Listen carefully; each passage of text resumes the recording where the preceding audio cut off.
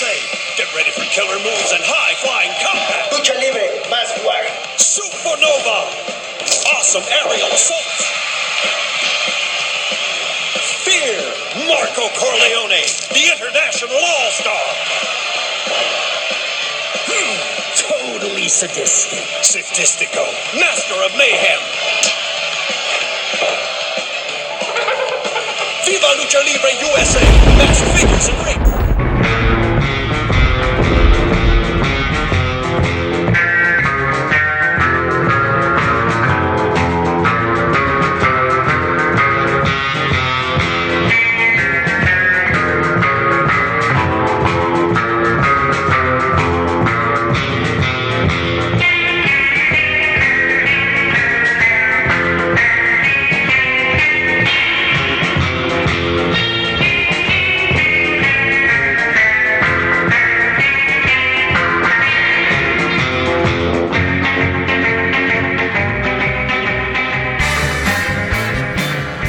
Oh, yes.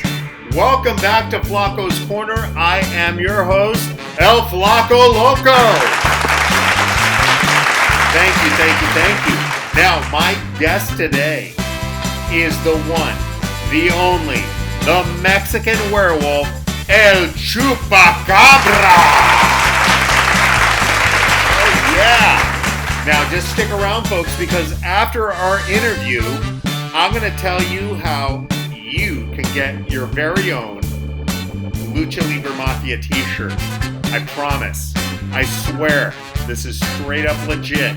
You can get your own Lucha Libre Mafia t-shirt from El Flaco Loco. Coming up next, after this word from our sponsor, my interview with the Mexican werewolf, CHUPACABRA.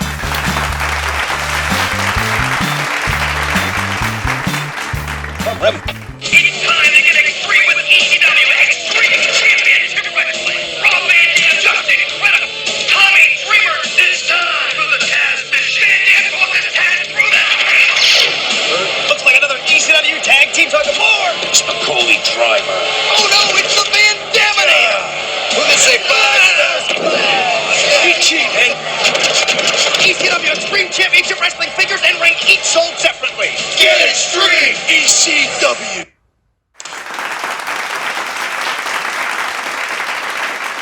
And here we are. Flaco's Corner just got a little more extreme because I'd like to welcome the Mexican werewolf, CHUPACABRA, to Flaco's Corner. Chupi, how are you today? Doing great, Flaco. Thank you for having me on Flaco's Corner. I've been enjoying the last two that I saw, and was glad that you reached out and said I could be on. Yeah, well, I had to build up. I had to practice to build up to this one. I made sure to wear my Lucha Libre Mafia. Do you have one of these? Because I'm gonna. The original one that you gave.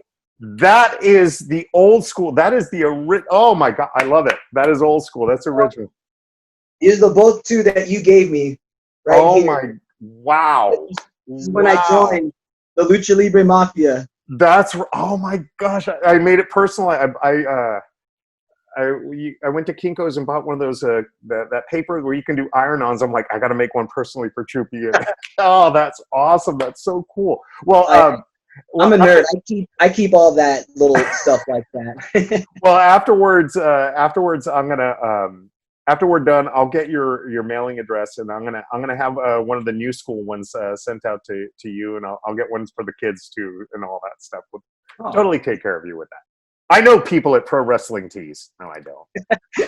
Well, anyway, enough with the pleasantries. Let's get down to business. I want to have like an angle for each of these interviews, and I thought there's no one else that I could really hone in on the following topic with, and that's you, and it has to do with the angle of character and development of a character. Now, there's going to be people who say they've known you for a long time, and they've said, "Oh, I remember, when CHUPACABRA was this or that." I'm going to dig deep. Okay, I did some investigative reporting. I remember pre-CHUPACABRA, when you were, even before you were El Hijo de CHUPACABRA, my introduction to you was a character by the name of XL. There were two wrestlers. I think this is back in the days of GeoCities and Angel Fire and Board Host and all these other ways that. Bear yeah, exactly. And I remember seeing this promotion out of the Bay Area. Can you tell us a little bit before we get into the character? Tell us a little bit about this promotion that I'm referring to. So the promotion you're referring to is WFW, Western Federation Wrestling. Mm-hmm. It was held at the famous APW Garage in Hayward, California, ran by Nick Aragon, which I can't thank enough for taking me in for a long time. But it was just, a backyard federation ran with people who just want to have fun and do it. And so I started there doing my backyard for a little bit, and then I left also with Arcade. Him and I started at the same day together, and we started going up. Are you referring to Chance Calloway? Yes, Mr. Chance Calloway. But it wasn't like in my experience with backyard wrestling, and especially ones that were in my area, which were literally in backyards and on play structures in the park and all that. You were actually doing things in the legendary garage, and as well as making appearances at legitimate wrestling shows. So how did you guys wrangle that?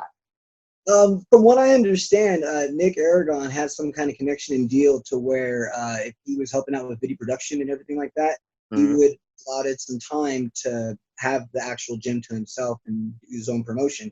Yeah. Once in a while, we had Vinny Massaro, Jardy France, Larry Blackwell, and a couple other APW alumni would come in and show everyone some tricks here and there. And then also Mr. Primetime from PCW would take a lot of us in. And it was a very different experience than a lot of other people have been in a quote unquote backyard. And I'm very thankful that I got up that way. Yeah, well, I remember I forget how I ran across some of these videos, but the characters that stood out to me were Chance Calloway and XL. So now let's get into XL. Where did the name come from? And tell us a little bit about this character. So before I had to go to WFW, I needed a character and a gimmick. I didn't want to be Taylor Korea. So my best friend Ken May and I were sitting there one day just trying to think of names and just, what can we do? I need something that's just different and out there. And I happened to look over at his computer and it had Microsoft Excel on there. I'm like, just take off that E on there. We'll call myself Excel. And then if I walk out, I can come out and throw an X up. Yeah, because they know I'm Excel. Yeah. But then also I can come out to Static X. I was just young and dumb. Well, I mean, but not to make light of that, but you took a lot into the name in terms of thinking of all these different things that you could do, that you could run with the name. This was a very popular, thing, with the New Jack and XPW doing, running that. And then you're also already thinking about music and character. Right. What was the character of XL like? Or was there a character to it? Just basically a fast little guy. I really liked Rey Mysterio. I still do. The Amazing Red. I like him as well. And I tried to mimic some kind of, style of theirs together. Just a fast-paced person that excels at everything. Oh man, how did you bring this up? No. Well, you just wait till the next character we're going to talk about. But I thought that because it's kind of weird because then when I was thinking about it, it's like I used to call him XL. All of it. That was your name. I knew you as XL before I knew you by your birth name. Well, of course, because I'm walking in through the Colonial Theater. I'm sitting there with myself in a bag, coming for a first day. I'm like, I can train. I can hang with all these guys. Big Ugly comes up to me and goes, "Hey kid, what's your name?" And of course I look at him and go, XL. Oh God. That's the only reason why it stuck with everyone. And how did Boss handle that? Oh, he chuckled big time. No holding back, laughed in my face and said, "Okay, come on." yeah. And then because you and I think you worked for how long would you say you worked with Big Ugly and I at the Colonial under XL? As XL, believe it was December of 2002 Mm-hmm. started, and then I officially debuted in April of 2003 Okay. as El Hijo de Chupacabra. Okay. Well, before we get to that, I do want to bring up a brief story. I'm on the social media, the Facebooks, and then on my shoot social media, I noticed that I got a notification, a friend request. And, you know, most of the time I don't know these people, and I'm like, okay, how many mutual friends do we have? And then, you know, then of course I go check out their page and is this someone I really, there was a lovely young woman. She's probably around 23, 24 years old, wanting to add me. And I'm like, the name sounds really familiar, but I have no idea. So I click on it. And then when I see her profile picture, the name automatically made the connection. This lovely young woman has a past with you. And I don't mean to get you in trouble, but there was a show once where you were trying to make your way back to the quote-unquote locker room. And this young lady was probably around 7 years old at the time. Gave you the stiffest punch to the back as you were making your way backstage as the character Hot Stuff Rudy Tooty. I'm not sure if you remember but this girl, she was a student of mine, and like we were doing to fill everyone else in. One of my favorite things was bringing the wrestlers to my work to do fundraisers, and this I believe was the very first fundraiser we did. The first one. And I don't know if it was your idea or if it was my idea or a collective bad idea, but we came up with this character, Hot Stuff Rudy Tooty, and you had your spray. You had we ripped it off of Rick the Model Martel and everyone. You had your spray, Rick the Model and Gorgeous George. You had your spray cologne, which was your fresh Rudy Tooty fresh and fruity spray. Oh, actually, no. It was, I actually got water and I filled it with food coloring. Oh, gosh. Oh, gosh. And then you would spray it and then dive into it.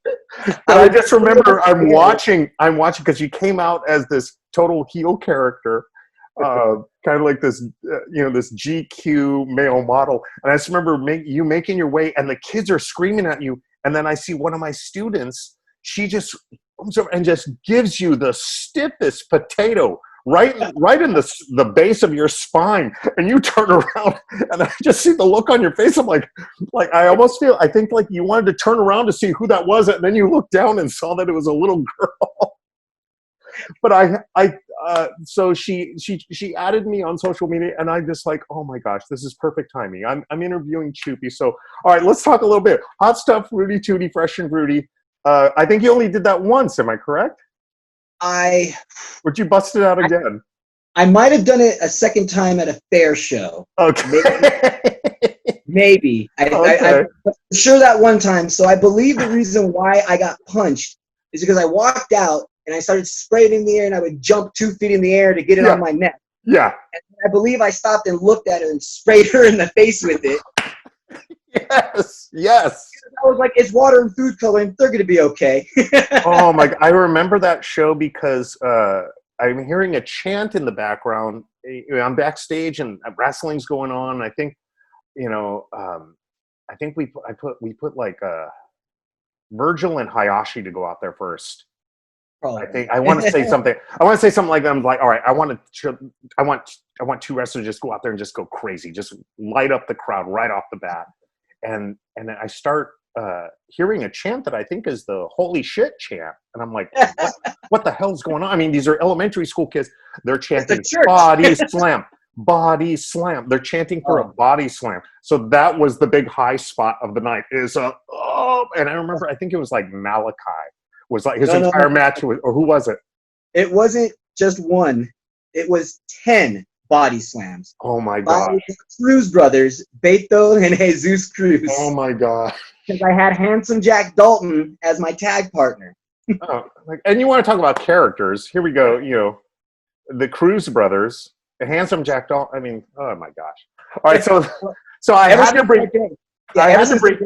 Jesus has never stopped calling me Tutti Frutti. Ever since then, he's hey, Tutti Frutti. Oh, what a great guy! What a great guy. So let's talk about how you finally took on El Hijo de Chupacabra. Who came up to you with that? Was that Ugly? Because the original Chupacabra was a character that was bestowed upon the Big Ugly by his trainer, Heart Dungeon graduate. Yes, I'm dropping names. Heart Dungeon graduate Brian Ward. Mm-hmm. So what was that conversation like? From what I vaguely remember, it was myself, Big Ugly, and you that helped come up with the character. Mm-hmm. We were trying to think of something else I needed for me, and you jokingly looked at Big Ugly and said, "Wouldn't it be funny if El Chupacabra had a son?" Huh? Hey, you come here. Yeah, well, I mean, I was being a big lucha mark. You know, I was always El Hijo de Santo and Blue Demon Jr. I was a big fan of the second generation wrestlers. I'm like, well, Chupacabra was the original luchador in SPW at the time. It's like he should naturally have a son. But you weren't. Oddly enough, you weren't the original Hijo de Chupacabra. Is that correct? No, I was the original El Hijo de Chupacabra. Okay. But there was Chupacabra 2 after me. Okay, and that one didn't pan out. The Chupacabra 2 didn't pan out. And now I don't even know about it. Yeah. Well, let's talk about El Hijo de Chupacabra. What was because you had a similar look to the Chupacabra, and talk to me about the mask and what you decided, because was this your first time under a mask? I did one masked match, I believe, at WFW, some Japanese character with a full body outfit and everything like that. But no, this was my first time under a mask, and I was a little nervous because I know that it's a little bit more difficult to work with. And so I believe the first mask I had was it the purple one? Yeah, I think it was my purple mask with the black design. I believe you helped me get that or something. Yeah. I think I got that one made. And then after that, the second mask was mimicked after the first Chupacabra's mask. And Angela made that one, where we just bought the plain black mask, and she sewed everything, the black, the purple, the silver, the white, and everything for that one. And I'm glad you brought up Angela because she's played a pivotal role in your wrestling career. I mean, ever since I met you, you and Angela were together, and I think, I don't know if you remember my old house, my old bachelor pad. I had the world's ugliest grandma couch that could seat like 30 people. And I just still remember after a show and people crashing over, and that couch was so ugly, but it was so big that both you and Angela were able to both sleep comfortably on that couch the night that you guys stayed over. But and that's always, you know. Oh, I love that. You had what, WWF Superstars, the arcade, right? Yeah. It was great. It was like toys and video. We're not leaving. My mom always said, "Mijo, you're never gonna get a woman with toys on your wall." I'm like, oh. Challenge accepted. I know, exactly. But now, getting back to Angela, she's played a pivotal role in your wrestling career, and so talk about the mask. Like, did she volunteer for this? Did you say, "Hey, honey, can you help me?" How did that go about? Back in the day, it was harder to get gear made. Exactly.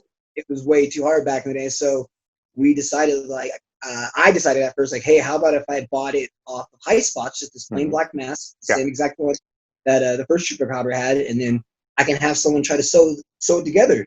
And she looked at me like all stupid, like, why would you get someone else to sew it? I'll do it. I'm like, yes, ma'am, no problem. Wow, so that's she awesome. just took the wheel and just said, hey, what do you want me to do with it? And I said, he gave me the mask for the while so I can, mimic it and go, here, can you mimic this? We got the material. I think it took a week. Yeah. Well, I just remember it seemed like each show that after you were El Hijo de Chupacabra, each show it seemed like there was something new to your character in terms of your outfit. Your mask had a little something. Your gear had a little something different. So what I do pride myself with is like I was one of the first ones to bring back the trunks to Exactly. because everyone else was getting to the tights, the flames, and this and that. And I had a decent body back then. I wasn't huge, but I was built. So I was like, okay, I can show off these thighs, and I didn't take into account about okay, I got trunks on. Now what about my hairy thighs? Oh, I have to shave these. What about my armpits? Yeah. Well, yeah. You did the full on trunks, and maybe later we'll talk about the year end award, the year end award that you won regarding your trunks. I have that picture somewhere up here too. Awesome. And the then girl's face was awesome. The face is getting covered by the mom while she's and maybe we'll go into detail on what we're talking about here for everyone watching, but we'll see. Did your wrestling style change from or I shouldn't say did it, how did it change between XL and the masked Hijo de Chupacabra? I took into account the heritage and everything that goes with the mask and the culture behind it, and I wanted to really enthrall myself into that character and do it the best I can. So what I did was did what Ugly told me to do and just watch tapes and tapes and tapes and tapes of just famous lucha libre stars and Torimon. I mean, Ugly. It was just you're at his house, you're watching Now It's a Torimon, which is great. I mean, I would get in trouble because we'd stayed over at Ugly's house and sitting there watching Torimon until 5 a.m, and she's like, "We gotta go back home." Yeah. But I would say that my style changed more because I knew I had to adapt to the expectations of what my trainer wanted me to be. I got a character that was handed to me from my trainer. He's had plenty of other students before that could have possibly done this, but yet he said, "I trust you with this. I think you can do it." And that right there motivated me to just think always outside the box and then thinking ahead of what I can do differently. I think that's awesome because you held so much respect to what was basically your trainer's secondary gimmick. But you took that to heart. You're like, no, I want to pay respects to this. And I thought you had already taken, in terms of character development, I thought you had already taken that. You where Chupacabra was, El Hijo de Chupacabra elevated it even more. And I thought you were one of the most charismatic wrestlers. And you never said a word.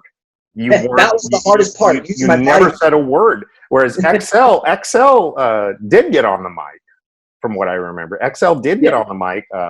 But Chupacabra, El Hijo de Chupacabra, silent. What was it? And refresh my memory even. Talk about when we decided to have you lose the mask. Was that whose decision was that? It was right after I broke my face. Yeah. So right after I broke my face because of I made the mask. Angela enhanced the mask to make the mesh of the eyes red, so it'd be like Big Ugly's as well. Yeah. But after I broke my face, I was like, okay, I'm a little scared to go back under this mask and continuing working, knowing that it might happen again. And it was Rick Luxury that actually gave me the idea of putting on contacts and teeth and using face paint and stuff. He's like, no one's doing it right now. I mean, you could be one of the first people doing this, and you're not wearing a mask, but you're still doing your character. Yeah. And I was like, awesome. I'm going to pitch that idea. And I believe we led up to it. It was you and I in the cage match. Yes. Yes. EW 8-year anniversary. I believe so. Yeah. And we were talking about it because I was just coming back, I believe, and I wanted to start with that character as the new El Hijo de Chupacabra, but which actually turned out to be El Chupacabra. So I believe Chupacabra got demasked before this. I'm correct. Nope. I apologize. No, I don't know if I think you're the first. You were the first one to lose the mask. I think Ugly lost the mask first to show that he was Big Ugly, and then when I got demasked against you, I had my eyes and teeth in, Yeah. to continue on, because he was, oh, it's Big Ugly under a mask. Who's Yeah. this under the mask after I got demasked? Yeah. And then it was, oh my God, it's still a Chupacabra. Yeah. And I remember you had originally said I remember you telling me I want to have my face painted up. So when you take the mask off, you see. But I mean, the paint had already worn off, but the eyes and the glass and the teeth were there. I'll be honest. I didn't think the mask gimmick would take off. Like I didn't. I should let me correct myself. I didn't think the painted gimmick would ever take off. You know, being a mask mark, I'm like, oh no, it's all about the mask. It's all about. There's no way this painted. I am so happy I was so wrong. I've never been more wrong about a wrestling character in my life, because I never thought that there was no way that a painted face Chupacabra is ever going to match the charisma of the masked Hijo de Chupacabra. And I've never been proven more wrong in my life, because if this is where El Hijo de Chupacabra was, the painted face Mexican Werewolf is through the roof. I mean, you've gone to places that I've never seen a character develop to. And if we look at this character as, you know, this was a masked character, a quiet, silent, masked character, and then it's developed to what it is now. I mean, that storyline is just a skyrocket. What were some of your inspirations to the painted design, and then what that character turned into? Because it was more than just a lucha libre wrestler now. So how did you get to where you were to where you are? Besides pro wrestling, I'm a huge anime manga fan. So the design that I did with my first face paint design was based off of Naruto. It was a big hit back in the day. It still is, basically. But I saw a design with it, and I was like, that would be kind of cool with the outfit as Chupacabra. And then by watching more of my anime and just, you know, staying more focused and watching it, I'm seeing the mannerisms of why they have their bodies crunched over with a hand back. Why do they have their head turned this way? Like, just, you know, certain beast mentality stuff that I would see in anime, and I would just incorporate that with wrestling. So I would just basically do what I see on TV and what I love, and just how can I incorporate that in my wrestling style and make it feel as natural and fluid as possible. So that's one of the ways I did it. And then also just movies, you know, just watching movies and hanging out with friends and just gossiping back and forth and throwing stuff at each other. And then you stop and go, wait a sec, that's a good idea. So I think that's a great perspective to, like, bring all these things that you're passionate about into your character. And I mean, it's like if you go back and you see old pictures of the Mexican Werewolf, and compared to like the most recent ones, there's such a development, not just in your outfit and your face paint, but in your mannerisms. I mean, when you came out as El Hijo de Chupacabra, you just walked out with me, you know, with a mask and your Lucha Libre Mafia shirt, and now your entrance is 50% of the show. I mean, seriously, it's like, and not to take away from any of the things that you do inside the ring, but there's no one who has that entrance that just completely captures everyone's attention like you do. So the face paint, how often are you doing that yourself, and how often does Angela do that for you? All right, so starting maybe 10 years ago, I was a big boy and took off the training wheels and started doing it on my own. Okay. Before that, Angela was doing my face paint. She was doing my contacts. I mean, remember how it was? I was so scared back with the contacts. I was laying down going, just put it in. Hurry. Yeah. And I mean, and seeing Angela in a locker room was just commonplace. You know, it's like, you got wrestlers getting dressed, getting undressed, all that, not even blinking an eye. And there's Angela putting in your contacts, painting your face, you know, getting your teeth ready, and just like, you're just kind of sitting there. And to me, that was very heartwarming to see how involved she was in this, and what a detailed process, because it takes a while to do that face paint. I mean, I can take my mask on and off in a minute, but for that face paint, that takes a while, doesn't it? 30 to 45 minutes. So usually when you see me get to the venue, that's when I'm screaming, hi, and I run to the back and I get dressed and I'm like, all right, I'm done. Hey guys, time for hugging. And I'm very, very fortunate about Angela. She's been traveling with me since day one of training. I first lived in the Bay Area in Sunnyvale. She would travel with me to Sacramento 4 days a week. And then we moved to Reno, and then I was still going to SPW once in a while, and she would still travel with me there. And she helped me out actually advance more with wrestling because she would sit in the crowd and record all the training. So when she would record training, I would go home and watch it and go, oh, I messed up on this. I need to do this better. I got to do this. And so that, I believe by her being there and supporting me and helping me out in my earlier part of my career, and of course now, but that part helped me develop faster than I would have if I did it on my own. So I owe her a lot for that's amazing. That's amazing. That's amazing. If you don't mind, real quick, I'm thirsty. Okay, well, I was going to say, because it might be a good idea for us to get a drink, because I'm going to talk about some of the other characters that you have done through a promotion in the Bay Area. Gotcha. Well, as well, if you haven't had this, you need to try this. It tastes like a mango lollipop. It is delicious. Which was a wrestling gimmick we were going to give you before El Hijo de Chupacabra, the mango lollipop. But the Mexican lollipop, lick up this spicy Mexican. That had a lot to do with the backstage award that you won, and we'll talk about it. Sorry, Angela, it's part of the show. All right, so I've got my mezcal here. I also have some tequila as well that I take. All right, well, there you go. It was a long work week. All right, here's to you, XL. Cheers, my friend. Cheers, cheers. So, with that in mind, let's talk about some of the wide array of characters, because I don't think you get enough credit for the spectrum that you bring to the wrestling world. When you think about people who have developed and been chameleons in the wrestling world, I think of like Shane Dynasty, Doc Atrocity, all the character development that he's done. But I don't think you get the credit you deserve, especially with considering some of the characters you've portrayed in Hood Slam. And let's talk about some of these characters that you brought to the ring. Exactly. Some of these characters that you brought to the ring. I mean, we just touch base on them, because if we went into detail with each and every one, we'd be here for hours and hours. But let's talk.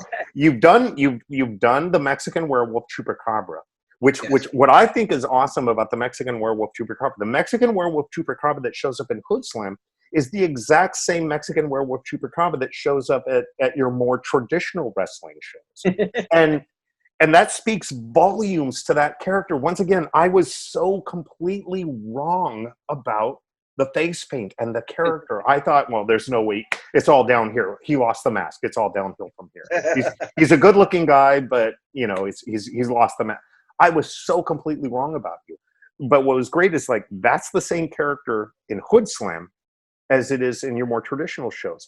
But let's talk about some of the other characters. What are some of the ones that stand out to you as far as that you brought out to Hood Slam? Well, first of all, with Birds of Fall, the whole thing about me being Chupacabra at Hood Slam and over everywhere else that I wrestle is greatly thanks to Sam.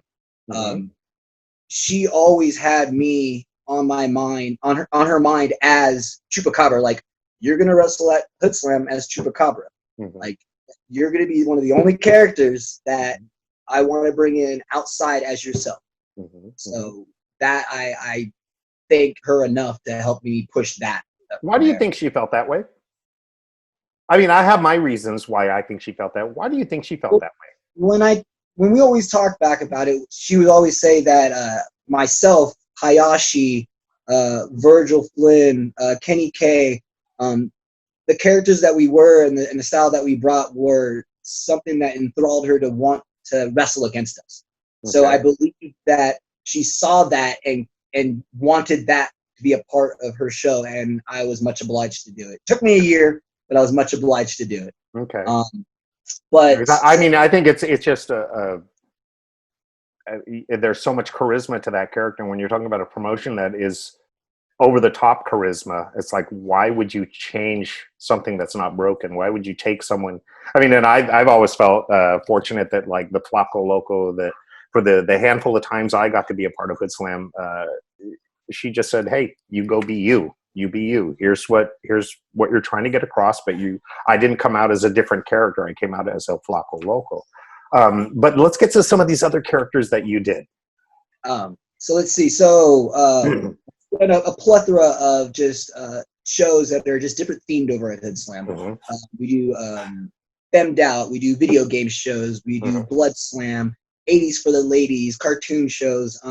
So I got inspired by Doc Atrocity.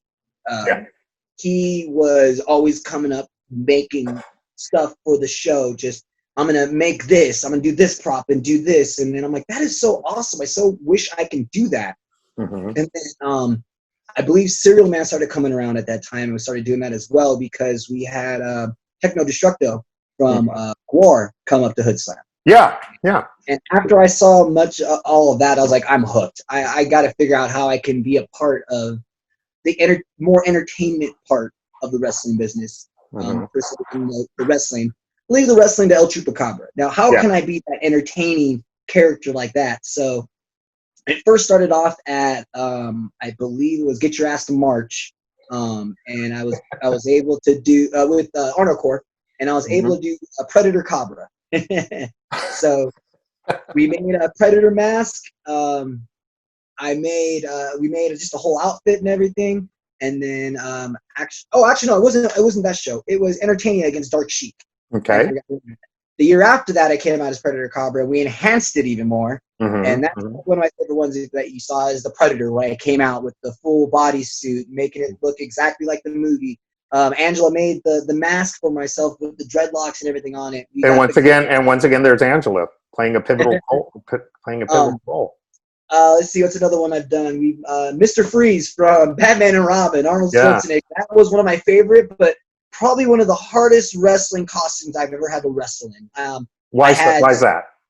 I had ski boots. I had big jeans that were just spray painted. I had thigh pads glued onto them. I had shoulder pads, karate pads. I had a muscle suit that was painted on. I put a bald cap on. I put silver paint all over, and then I had a huge headgear onto it with a gun. And I had to walk in the ring. Let's see, other characters I love. Recently, I did Storm from X-Men. I've done that character before, but I did the updated version of that one, and that was a match that I did there with Psylocke, and then it was Fire and Desire. God, I have so many characters. At first, I did Eddie Gordo from Tekken. That was a really cool one. My brother actually had the Eddie Gordo outfit. And I asked him, like, you going to wear that anymore? And he goes, no. I'm like, cool. I'm going to be that next week. And then my other real favorite one that I really enjoy is Sub-Zero. Sub-Zero. Now, you did that one more frequently than the others. Yes. Correct. That one, I pushed that one a lot more, I believe, just for the silly string. Just because I thought it was a fun way to bring a serious character, but still have some funny elements with it. And then I liked it a lot because we first bought the costume off, rubiescostume.com or whatever. I'm like, man, this is Angela to the rescue. She comes over, she sews a couple pieces of leather on top of it, a zipper, and she's like, there you go, it's even better now. And then recently we just made from scratch, she made it, I should say, the Mortal Kombat 10 Sub-Zero head to toe. The mask, the bodysuit, everything. So. And it cost us about $80, but it came out. It would have been like a $400 costume if I would have had someone else make that. Now, how do you, when each of these different characters, everything from Storm to all of the other characters you mentioned, what goes through your mind and how I should wrestle as this character? Because you're not going out doing all the same Mexican werewolf moves. You're wrestling. You change, which is why I think you don't get enough credit for just how versatile you are. You change your wrestling style to fit these characters. How do you go about doing that? The week leading up to the show, I'll just put on repeat. Let's see, Captain Planet. Mhm, I do mhm. Captain Planet before. Sheik loves I do Captain Planet's voice. It's always a different. It's someone else's voice as Captain Planet, but Yeah. I would just watch, the Planeteers for the whole week and just watch what Captain Planet would do with his hands in certain situations when he's talking like this. He will be strong. Just I would. I guess you could say it's kind of method acting. Mhm. No, Just it's entirely method acting. I mean, yeah. So I try to put myself as a character. I look at the high spots of what people recognize that character for, Mhm, like what makes Captain Planet famous, what makes Sub-Zero famous, what makes mhm. Storm famous. Like I get those and I put it into a top 5, and I figure out what's the best wrestling way that I can do that, and the safest way, but the most entertaining way as well. Yeah. Well, I think And it I don't have those same passions as like, you can put the Sub-Zero outfit on me. I know absolutely nothing about Sub, so I'm just going to go out there and do things the way I normally would do it. And as if you were a fan in the audience, you're, oh, here comes Sub-Zero, and it's like, oh, he's just wearing the outfit. It's not going to register with you. However, if there's that fan out there who's a Sub-Zero fan, and you do one slight move, one slight gesture, one slight move that references that character, you've hooked them. You've got them for life. I And think it was you that was actually doing the match between myself and Scorpion. Mhm. You called that match between us, and I remember that I froze him, and you just blew up like, "Oh my God, is he frozen? What's he doing?" And he gives him the uppercut, Yeah. and just watching the crowd, like you said, and just Yeah. that one fan at that time, everyone around there just light up with joy. Their Yeah. face is just lit up as a little kid of just loving what they saw, because they're like, we just saw something we only see in a video game brought to life. Yeah. That's awesome. And I think that was my survival with Hoodson, because I'm not as well versed in pop culture and in video games. So that was my genuine, what the fuck is happening? He actually, what the? And so that was a genuine reaction. I'm like, what is happening here? But everyone else gets it. And so my only way of being a part of it is to actively not get it and be out there. I don't get this. And that makes everyone else more into it. But I just think that's amazing, of the time that you take to bring in those aspects. It's such an important, I think it's such an important part of wrestling. And I've said it, and I sound like a broken record, but I don't care. You don't get the credit that you deserve of being such a wide spectrum of characters and how much time you put into things. When I see, and I hate, at the risk of sounding like one of those, go ahead. I said I'm just Big Ugly's business card. You train me for what I am. Well, hey, man. Virgil, myself, and Hayashi were the business cards, so I reflect myself as my trainer taught me. Yeah, well, I mean, you spoke of 3 wrestlers that when I was giving my acceptance speech to the Hall of Fame, I mentioned those 3. I mentioned you, Virgil, and Hayashi as my favorite opponents towards the tail end of my career, because you guys slowed it down for me. You made it look like I can keep up with you. But I mean, those were just, to me, it meant so much to, like, oh, if I'm going out, I want to go out against the future. I want to go out against the guys who are just going to soar with this. And at the risk of sounding like one of these old curmudgeons, like, back in my, at the risk of sounding like a masked Jim Cornette, I don't see the same character development in a lot of the younger wrestlers that I'm seeing on shows. Now, granted, it's been a while since I've been to a live show, unfortunately, with the pandemic here, but I'm seeing a lot of, they're not even at XL. They're not even at that level, which you were just an unmasked character, but you had, you're kind of this almost, I don't know if it's arrogant or cocky or just confident, kind of character that XL was. But I'm seeing a lot of just standard player A, player B, characters out there. What kind of advice, especially with how far you've come from the days of XL at WFW to where the Mexican Werewolf CHUPACABRA is now, what kind of advice can you give to those wrestlers who maybe haven't been told, hey, this is the way you should do it? Relax, have fun, be safe. Take care of your opponents, and be yourself. I believe that I have been myself. I've been open. I've been wanting to try new things, but making sure it's a safe way to do it, but make sure it looks good. And I've always wanted to excel to the next level. So I've just wanted to figure out what can I do little by little. I'm not trying to push it from 0 to 10. I want to get to 10 real quick. No. It's gradual steps to do it. But I would say just take the time to craft yourself and vision. What Sheik would always tell me was, you got a beginning and an end. That's what you need to plan. All in the middle, we'll figure out what we're going to do. Okay. Who are you and how are we going to end this?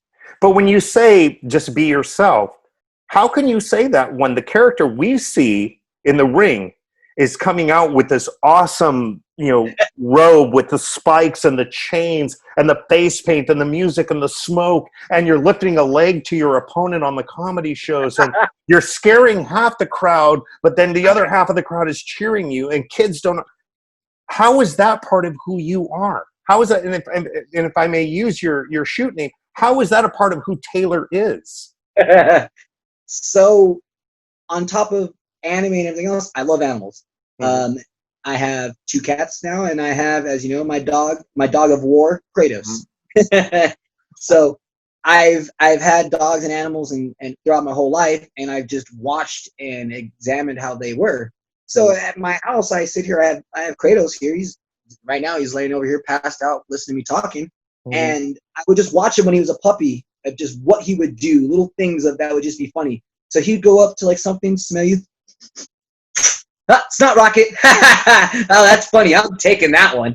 And then you'd go pee on something, and someone's like, "Oh, don't pee on that. That's wrong." He's looking at you like, "What? This is perfect. I had to go to the bathroom." So I'm like, "Yep, stole that too." Wow. And when he gets upset and I see him get mad, he gets that face of like, "Look, don't mess with me. All right, I'm gonna come at you and attack." So that's part of me. That's my home. That's my lifestyle. That's what I have around my environment. And I just cultivated it and adapted it into pro wrestling and entertainment. So I love anime. I love wrestling. I love my family. I love animals. How can I put that all into one to show this is me? This is who I am inside and out the ring. Because now I don't have to fake it and lie about how I like something or how I got something or how I do something. It's natural. I'm not sitting there going, "Well, you know how I did this was because." It's it's going to come out naturally. It's not going to be, faking anyone and telling anyone some false information. This is who I am. That's awesome, because you take such an over-the-top character as the Mexican werewolf, and the way that you just described it, it's so genuine as to who you are as a person. That's definitely that's a big part of your personality. It's colorful, it's unpredictable, but they have their reasons for why they're doing what they're doing, whether you understand it or not. And I think that's just such a testament to that character and it's amazing, because it's a character that was just handed to you. And I mean, you hear the phrase just before. I said, it was handed to me. And it was a reason why it was handed to me. Yeah. Why was this given to me? I need to look outside the box and think, why was this given to me? Because there's a great goal and purpose for this. And I to this day, you should know this, I thank Ugly every time I see him about where I'm at today with wrestling and where I'm at with my life, because of what he and the character has done for myself and throughout my life. Well, and don't sell yourself short. I mean, yes, granted, you owe a lot to the Big Ugly. You owe even more, I believe, to Angela for everything the role that she's played throughout your entire wrestling career. I mean, you'd be pressed to find a better example of support and devotion and loyalty than Angela I can't. 20 years. 20 years. Yeah, and not just 20 years together, but just.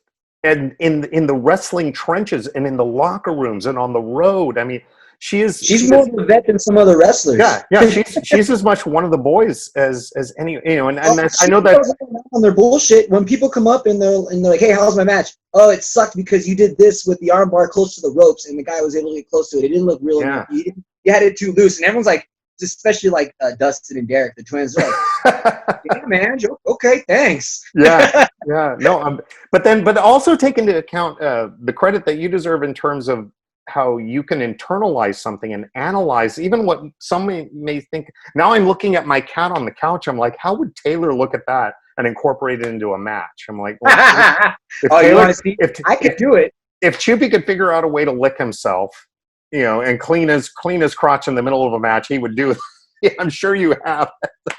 I haven't done it yet. Challenge accepted. Yeah, First show back, I am licking myself. But I think if there's any of the younger wrestlers who are watching this, and I really hope they watch this and watch it in terms of this is a lesson on character development of how, you know, it's that method acting and just taking visual notes and if not physical notes of like, okay, I'm into this. How can I incorporate that into who I am? Because I don't think I at least as an outsider, I don't see that as often as I used to. I mean, we're talking about an era where you had the Cruz brothers, you had Handsome Jack Dalton, you had the Lucha Libre Mafia, you had all these over the top characters, and I'm seeing way too many, in my opinion, and I'm going to sound like an old curmudgeon. I'm seeing way too many player A and player Bs out there. I feel like a lot of people are just too afraid to step out of their comfort zone. They're too comfortable of where they're at because they know what this is. But if you step too far out, it might get shut down, and people are afraid of rejection. They're afraid of change.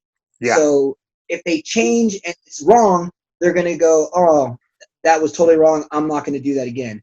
Which they should look the other way and go, "Okay, what was wrong about it?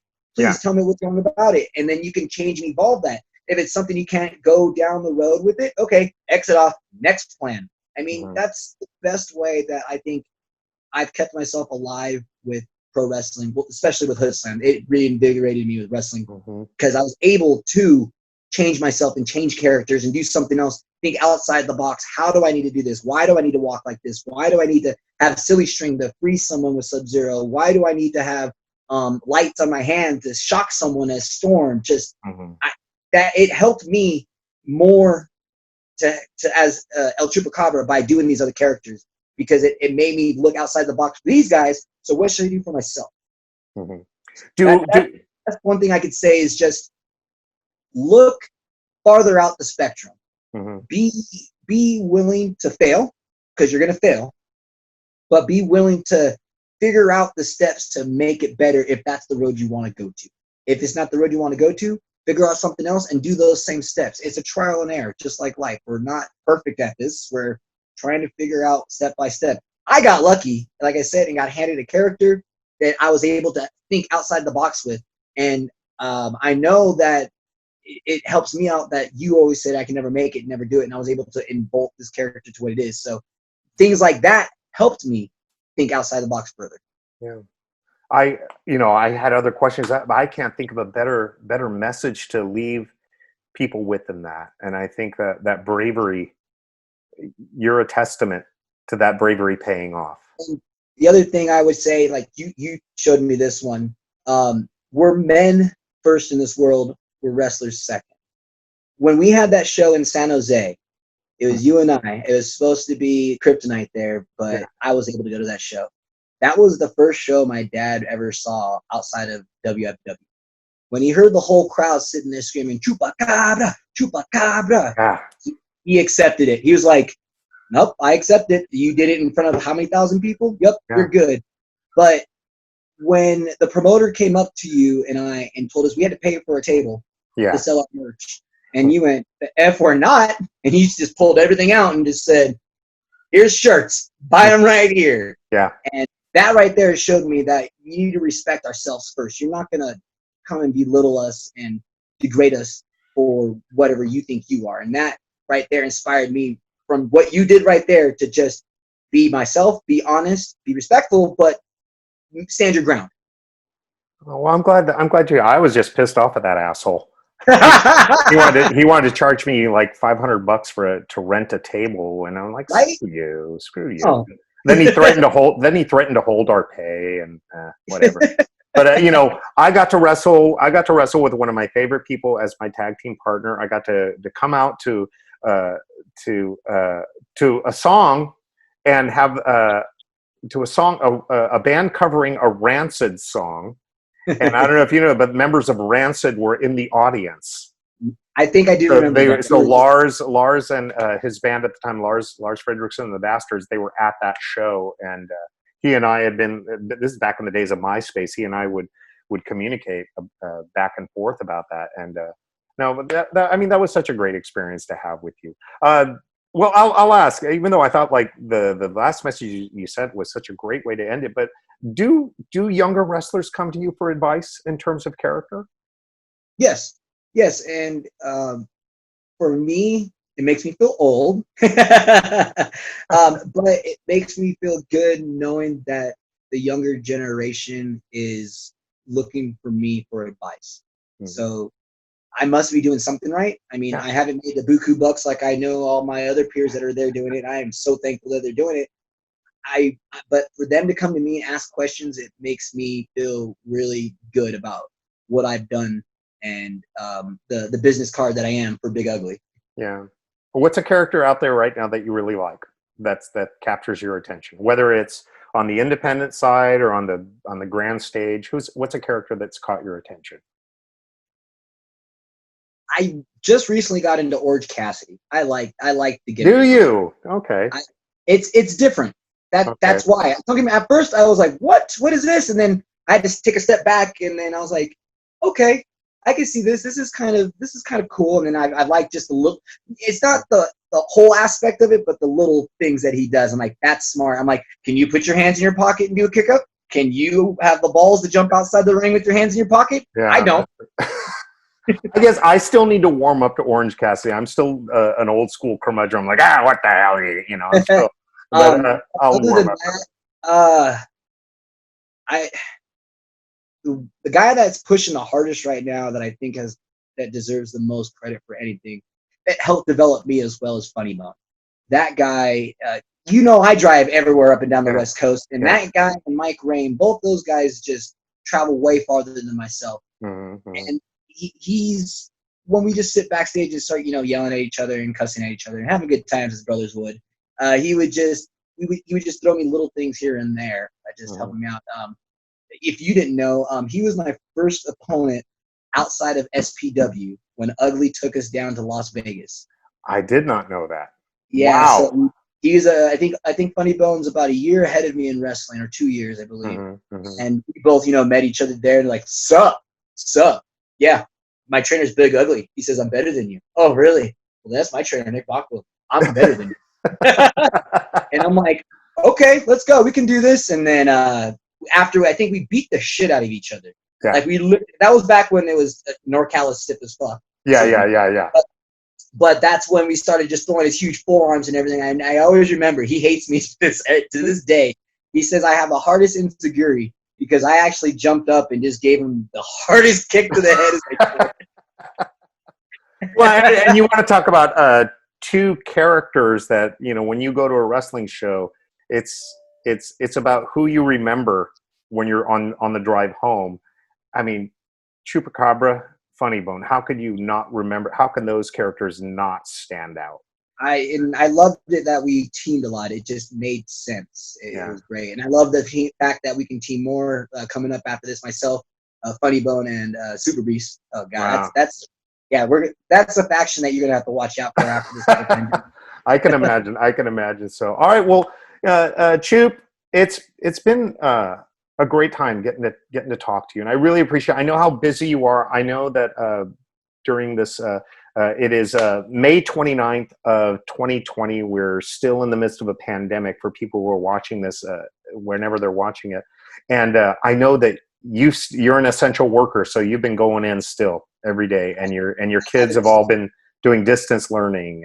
And so myself and my wife have not stopped working since the pandemic started. Oh my God. Angela as well as, oh my gosh. Yeah. So we've been lucky enough that, our oldest daughter is able to come and take care of the other two as well. And then our kids are very good. They're able to do their Zoom meetings and do their homeworks. And luckily before all this, they all had straight A's before this. So, I mean, it's not hard to push and motivate them to do little things. So they're like, oh, I just got to read real quick. Cool.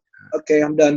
So it's not It's not bad. It's been hard working, but Yeah. knowing that we raised really good kids to be able to do stuff on their own, it makes me feel good knowing that we've done something right. Well, and then if you go back and listen to this interview and you listen to the advice that you give wrestlers, that you would give wrestlers, I can hear a father giving that same advice to their children, about not being afraid to fail. Step outside the box. Don't be afraid to fail. That's the only way you're going to find out who you really are. And I think those lessons, in my opinion, those lessons that you give to wrestlers are probably mirrored in the lessons that you give your children. It was thralled into me from my father, who not made me play. I played baseball, basketball, football from when I was 8 years old till I was 18.